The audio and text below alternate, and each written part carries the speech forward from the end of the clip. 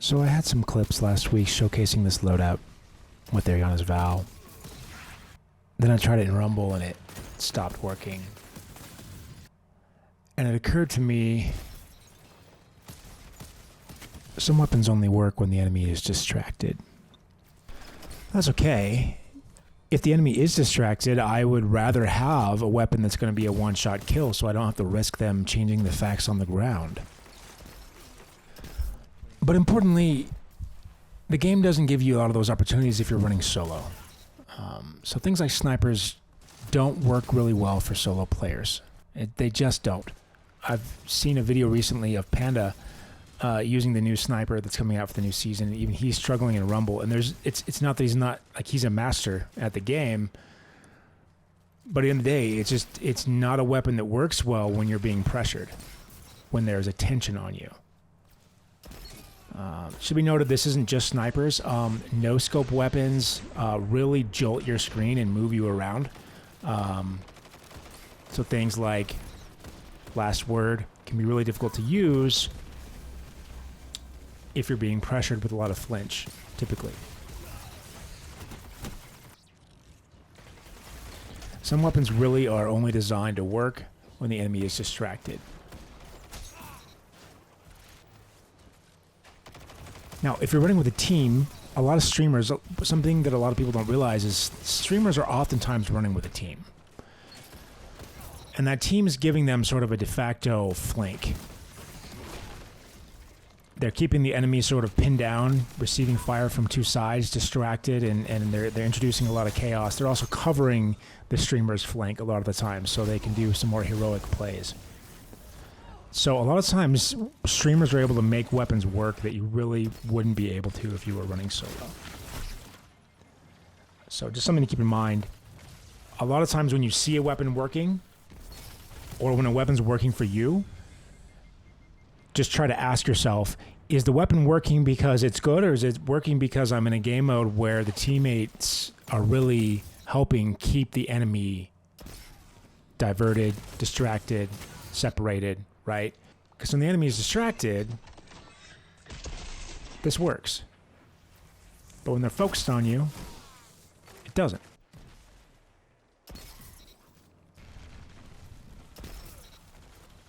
So that means that when you're playing Destiny solo queue, you really need to think about a weapon that's going to allow you to engage an enemy that has their full attention on you, because that's going to be the case most of the time. And what that means is you need to be able to get the first shot off. We did a video on Peeker's Advantage a long time ago. This is sort of the same idea, but more important than that, whether you have Peeker's Advantage or not, when you get that opening shot, it needs to be the first shot that hits, and it needs to be imbuing as much flinch as possible. This means you need to prioritize handling and low zoom weapons. As low zoom as you can possibly tolerate for the range of engagements that you want to play. Minimal zoom, fast, snappy handling as high as you can get, I would say, are the top priority. Then aim assist and stability come as a close second. So I got this weapon here that's working, it's doing something interesting.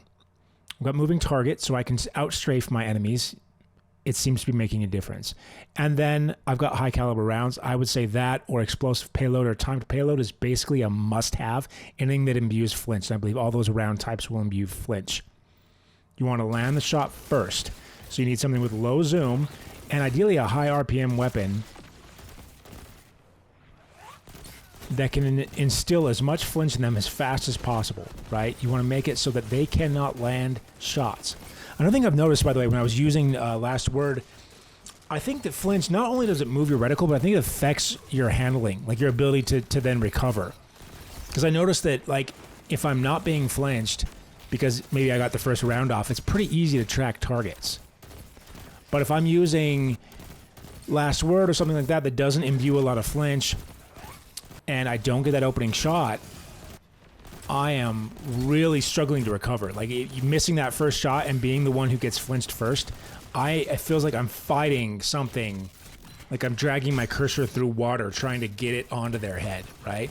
And that's what's happening here in a lot of these shots where I'm winning. You don't see it from the opposing player's side. And sorry, taking a little break here. I just wanted to catch this. We had a particularly salty individual here. He waltzed into the room at the last second. I've got like 1% health. And he throws one bullet my way and proceeds to celebrate. And then he did that multiple other times during the round. Even, you know, regardless of how many players I take out before I get to him, before he gets to me, he managed to get a little celebration in. So, you know, I wanted to let Dog have his day, I guess. Anyway, what's happening with a lot of these players is that basically, sorry, it's this guy again. Don't worry about it. We'll get to the point. We will get to the point here. Okay, so a lot of these players, the reason why I'm not taking nearly as much damage is not because they can't aim. It's because I'm flinching them, which means they are having the same problem I typically have on the receiving end, which is that I cannot drag my cursor through the flinch. I think it does something more than just move your reticle. I think it affects like the latency with which you can drag it. You know, weapons that have really bad handling, like I played a match recently with Criminal's Dagger. I don't have a good roll of that yet with good handling and moving target and explosive payload. That's what I'm looking for. And after playing with this weapon for so long, I went back to playing that one and it just felt so heavy. I felt like, again, dragging it through water, especially if I took any shots. But I think that flinch actually increases that feeling on the weapon, just makes it feel like heavy, like it's artificially, like it's what they're doing is they're simulating you being able, you know, being, I don't know, shocked by being hit or something, and it makes it so that you're not dragging the weapon. I can't say that for certain, but it does seem to affect my ability to keep the reticle on target if I'm experiencing a lot of flinch. So a lot of these engagements where I'm able to, like right there, take out the player almost completely without taking, well, unless I can't reload. Magazine size with this particular weapon is an issue, by the way. There's several engagements here that I lose because I just run out of ammo after trying to 1v1 or 1v2. But there's a lot of engagements where I'm taking relatively little damage with this weapon. And it's pretty clear that they're fighting the same thing that I'm typically fighting when I'm not using a weapon that's this fast and snappy, and that is they're trying to drag their cursor through mud, right? So in PvP and solo play, where you don't have a team to flank for you, I don't know that you can use weapons like, you know, you see streamers, they'll like use any loadout they want.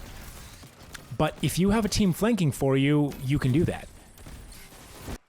If you're running solo and lobby balancing is making it so that you have to kind of carry the team, then you really can't run in there with a weapon that has terrible handling and go all in on range and accuracy and impact. You know, things like kill clip or whatever.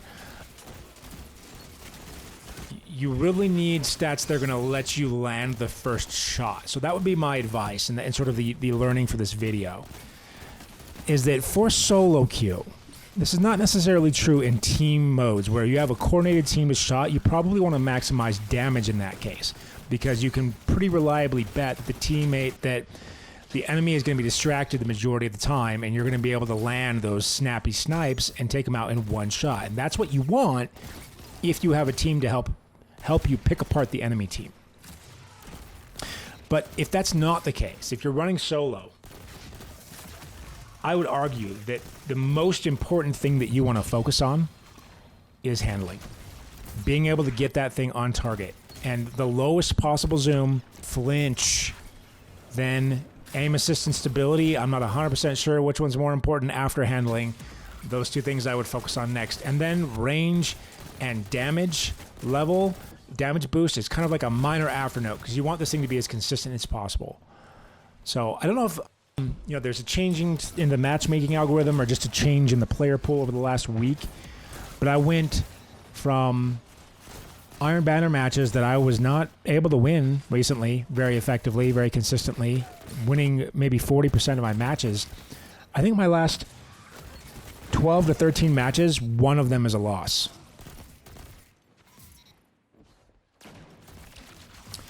And the only thing that really changed is I started using this weapon. And by the way, the one loss was when I went back and tried that Criminal's Dagger. And my My KD dropped, completely plummeted. I got like no kills. I think I got 2 kills the whole round. I got plenty. Everyone, I was at the bottom of the match, and everyone on the team's like giving me playmaker, you know, just to add insult to injury. I mean, that right there kind of tells you the difference this weapon is making, the difference a weapon can make. So at this point, what I'm trying to go for on all of my guns now, I want a Criminal's Dagger, but I want it with moving target and explosive payload, and then as much handling as I can possibly put on that sucker. And I will probably, and it's hard because it's a kinetic weapon, so